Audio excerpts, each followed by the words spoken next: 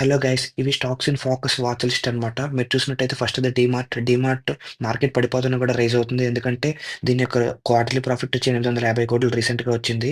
So, margins కూడా చాలా బాగా ఇంప్రూవ్ అయ్యాయి. సో, స్టాక్ అనేది ఈరోజు 1-2% రైజ్ అయింది గైస్. నెక్స్ట్ మనం మాట్లాడుకోబోయేది లెమన్ ట్రీ హోటల్స్. వీళ్ళు చూసినట్టయితే వార్బర్గ్ వాళ్ళు 41% స్టేక్‌నైతే అక్వైర్ చేశారు గైస్. నెక్స్ట్ వచ్చి గ్లోబల్ స్పిరిట్స్. దీని యొక్క Q3 ప్రాఫిట్స్ చాలా బాగున్నాయి. 31,00,00,000 వచ్చాయన్నమాట. సో, మార్కెట్ పడిపోతున్నా కూడా ఇది కూడా 2% అలా రైజ్ అయింది నియర్లీ. అండ్ నెక్స్ట్ వచ్చి ఇరిడా వాళ్ళ Q3 రిజల్ట్స్ వచ్చాయన్నమాట. నియర్లీ 850 క్రోర్స్ అలా ప్రాఫిట్ వచ్చింది. సో, ఏంటంటే ఈ స్టాక్ కూడా ఈరోజు 2% ఎంతో రైజ్ అయింది. నెక్స్ట్ M&M వీళ్ళేంటంటే ఈ రీసెంట్‌గా డిసెంబర్ ఎండింగ్‌లో సేల్స్ రిలీజ్ చేశారు.